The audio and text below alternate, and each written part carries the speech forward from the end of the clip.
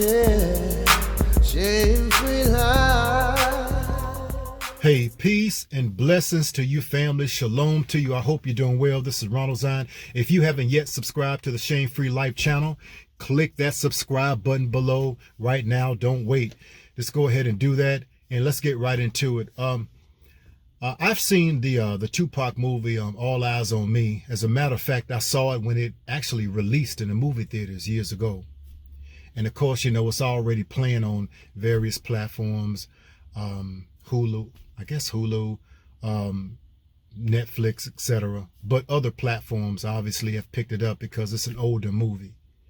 But in going back and watching it again and begin to meditate on it, it kind of just reminded me that every blessing is not a blessing. I'm not sure if you've seen the movie. If not, then I encourage you to do it. Of course, it got some wild scenes in the movie, but you know what? We should be intelligent enough to kind of sift through what we don't need and only make applicable of what we do need. Just meditating on the movie, I began to just realize that there was a time where Tupac, he was incarcerated. This man was in prison for a crime that he didn't commit. And I can only imagine the tormented feelings that he had on a daily basis. All the while, his album, Me Against the World, that was it. Me Against the World album was skyrocketing in the Billboard charts. I'm not sure if it made the top 5. I know he had a song that hit the top 1 in Billboard. I mean, but it was high in the charts. And so while he is making so much progress and receiving all the accolades on the outside of the prison, on the inside of the prison, he is wrestling with depression, anxiety, ready to get out, ready for his appeal to go through, and anxious, and just so many other feelings that I'm sure he had. And then enters Suge Knight with the solution that I've got to have you on death row.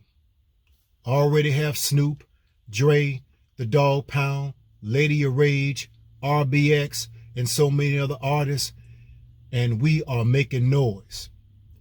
Management with Jodeci, so many other acts, but we're missing you. We're missing your voice and the impact that you make on hip hop. And to add you to the addition on death row, it will be a blessing for both of us.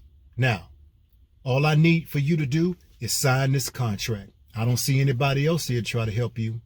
Not just help you make money, but help you get out of this place where you don't belong. You don't belong where you are right now in life. And the talents and gifts that you have, the world needs to hear it. They need to see you. And they can't hear it or see you if you're locked up in this situation that you don't belong in. So will you let me help you? I have a lawyer. I'll post bail. We're not going to worry about that. We're going to get you off of this. Tupac signed to death row. Every blessing is not a blessing.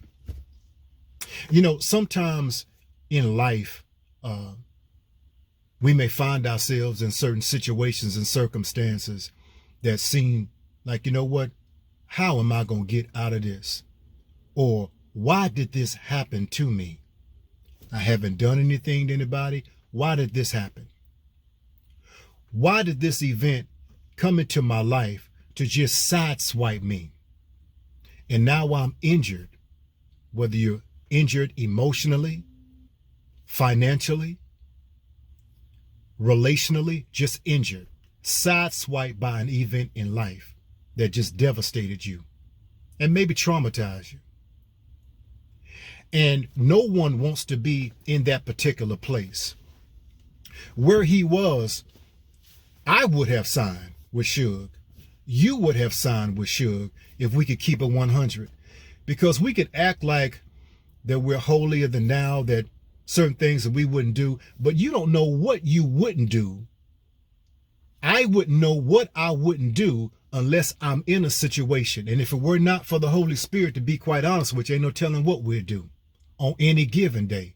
because our hearts are just deceitful above all things and desperately wicked. Now that's 100.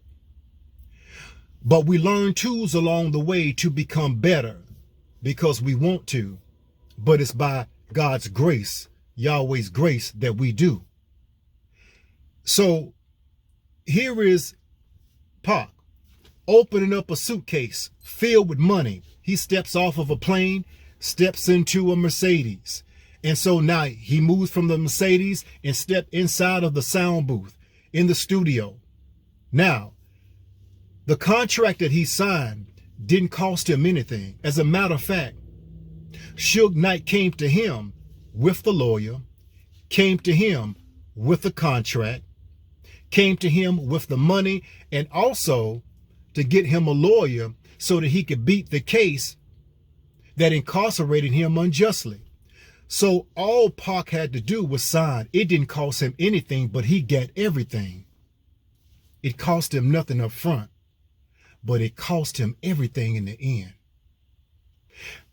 Because in signing that contract with Suge Knight, it was the devil in disguise.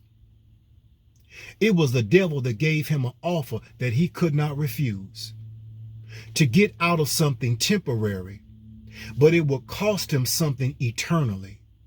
And even though that Pac died at 25 years old, I believe 24, 25, he had accomplished more in his lifetime, in this span of life of 24 years, give or take. So we're talking about from 16 to 24 years. That's when he really hit the scene. He accomplished more in that timeline, those years, than most people would have accomplished in a lifetime. But what would he have accomplished on a greater level had he still been alive today? Every blessing is not a blessing. There's some people that will come into your life. There's some events that will make themselves available for you. And it seems like that it's a win-win situation. I'm getting everything up front. It's not costing me anything. It's an offer that I can't refuse. I will be a fool to not take this offer. But the enemy understands oftentimes what we do not, because we don't discern it. And out of our brokenness, out of trauma, we begin to make decisions that are very temporary, but with long-lasting consequence. But of course, we don't have the discernment to be able to look on down the line to see that, yes, I am signing, like Tupac, I'm signing this contract to death row, but I'm literally going to be stranded on death row.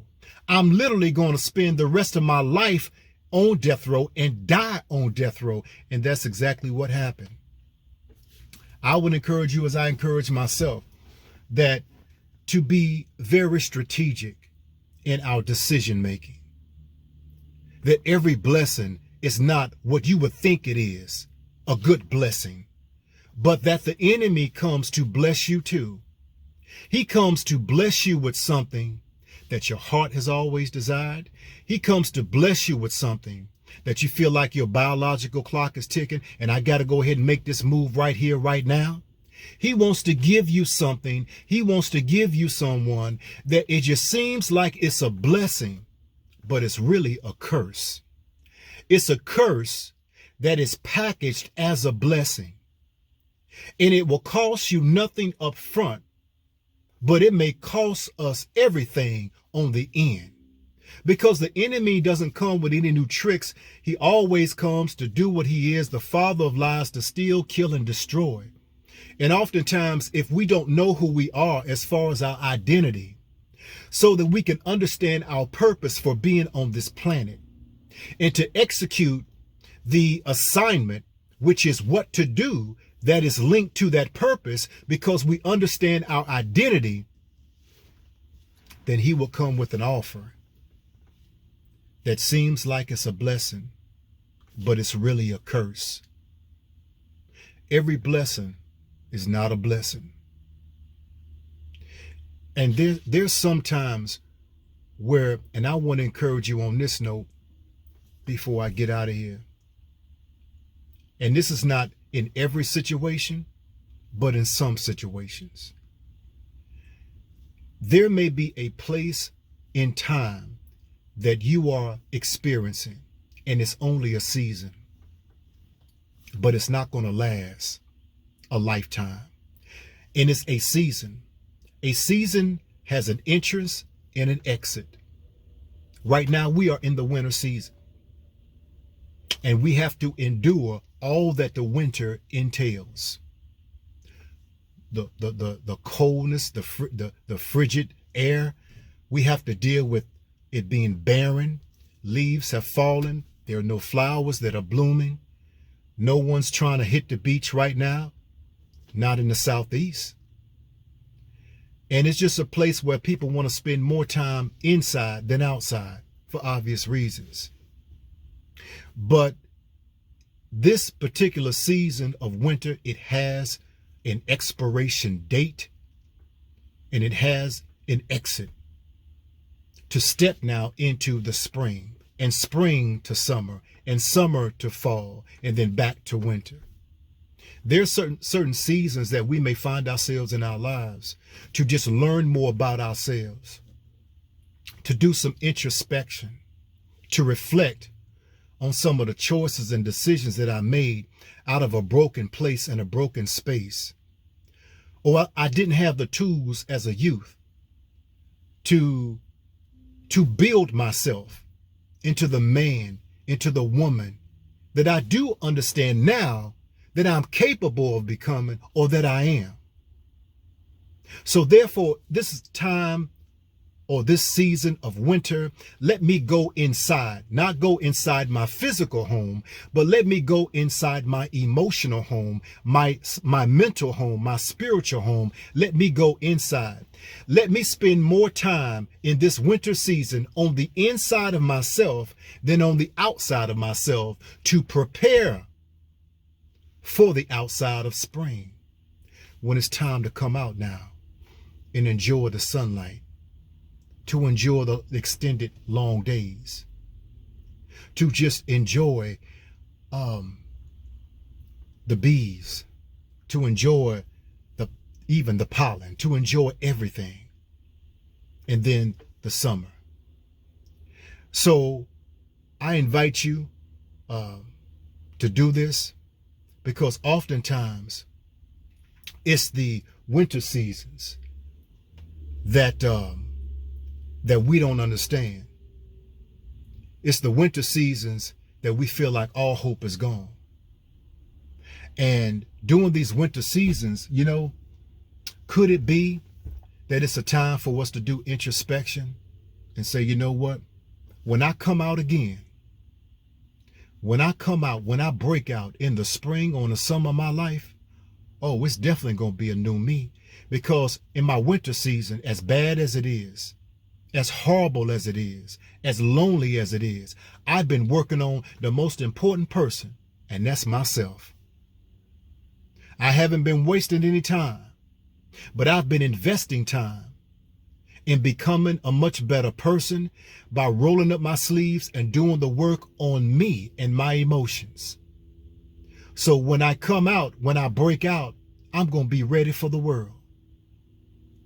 Because I understand that I do aspire and I do expect a blessing, but it's not going to be a curse that's dressed up like a blessing. Why? Because I understand who I am, and I also understand what I am not. So I'm not falling for the tricks, and I'm far from a silly rabbit. So I hope this is a blessing to you. As I always say and will continue to say, that your life, it begins when you say so.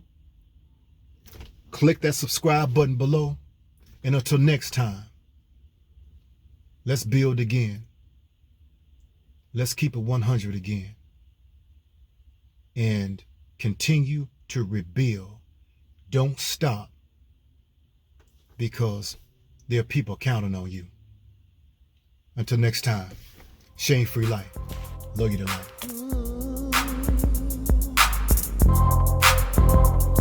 Yeah, Shame-free life, shame-free life,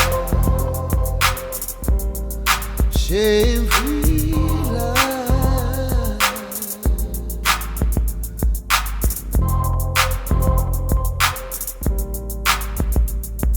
Yeah.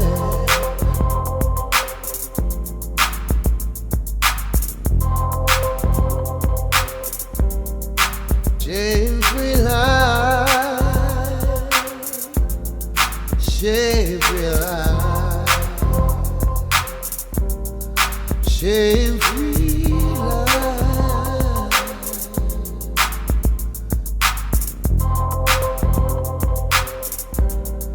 shame-free life.